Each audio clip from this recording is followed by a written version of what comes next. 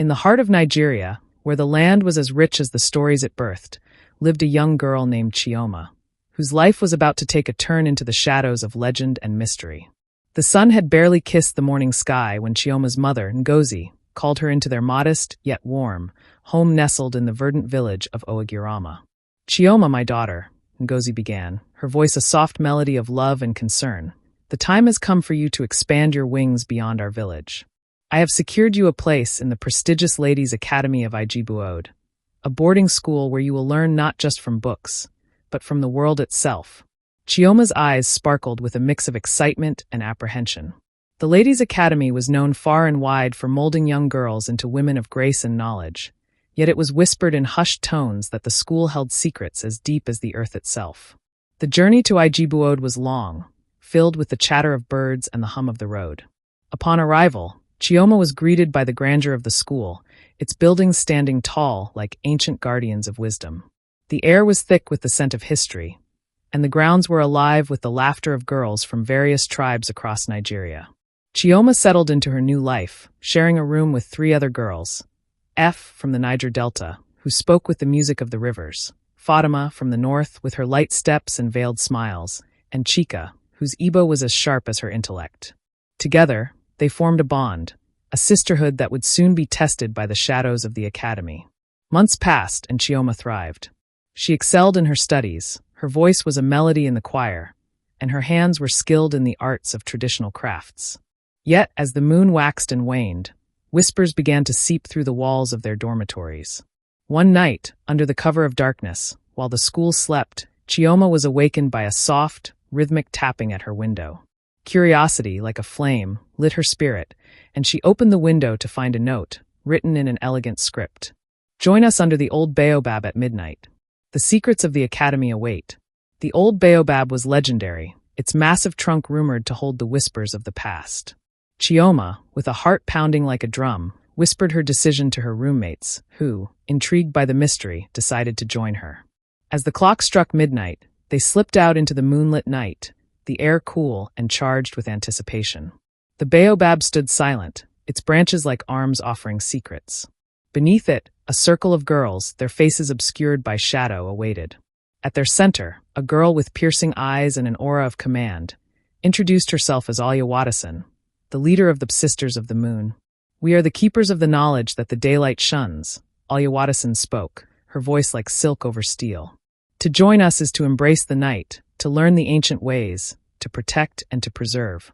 Chioma felt a pull, an ancient call to something greater than the curriculum of any school. She stepped forward, her heart a mix of fear and yearning. The initiation was to be a series of trials, each designed to test her spirit, her resolve, and her secrecy. The first trial was of silence. For 3 nights, Chioma was to wander the school grounds, speaking to no one, not even her closest friends, learning to listen to the night's whispers. It was a test of self-control and understanding the power of silence. The second trial was of courage. She was led to the school's forbidden forest, where legends said spirits danced. Here, she had to spend a night alone, facing her fears, listening to the howls and rustles, learning to trust her instincts over her fears. The third trial was of knowledge. Chioma was given ancient texts, written in languages long forgotten, and she had to decipher them. It was here she learned of the cult's origins, tied to the Yoruba tradition of Ifa, where knowledge was power and secrecy was sacred. The final trial was one of loyalty. She was to perform a secret task, one that would bind her to the cult, ensuring her loyalty. This task was to steal a rare herb from the headmistress's private garden, known for its mystical properties, without leaving any trace. With each trial, Chioma felt a transformation, her soul knitting with the fabric of the cult.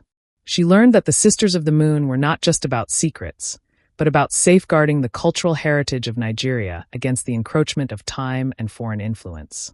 They were keepers of lore, healers, and protectors in the shadows. As Chioma completed her initiation, she was given a token, a small, intricately carved moonstone, symbolizing her new role. But with this new identity came a burden. She could never speak of the cult or its activities, not even to her roommates, who had only glimpsed the surface of this secretive world. Years passed, and Chioma graduated from the Ladies' Academy, a woman now, her knowledge vast and her spirit strong. She returned to Oagirama, but she was different. Her mother sensed it, though she could not name it. Chioma lived two lives, one in the light, teaching, healing, and preserving culture. The other in the night, where she met with the Sisters of the Moon, ensuring that the ancient ways were not lost. But life, like the tales of old, was not without its trials. One day, a crisis came to Oigurama.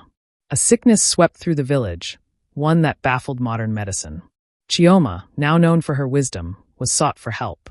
In her dual life, she remembered the rare herb from her initiation.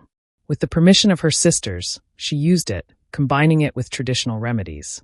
The sickness was quelled, but it came at a cost. Whispers began, suspicion grew, and the line between healer and witch blurred in the villagers' eyes. Chioma faced her greatest test yet, to maintain the secret of her cult while helping her people. She learned that true power lies not in the shadows, but in how one uses the knowledge from both light and dark. She taught, she healed, and she protected, always under the watchful moon, a guardian of her dual legacy. And so, the tale of Chioma, the girl from Oigurama, became one whispered among the fires, a story of initiation, of secrets, of the balance between the seen and unseen, a folktale that would echo through generations, reminding all of the power of knowledge, the weight of secrecy, and the strength found in the unity of sisters under the moon.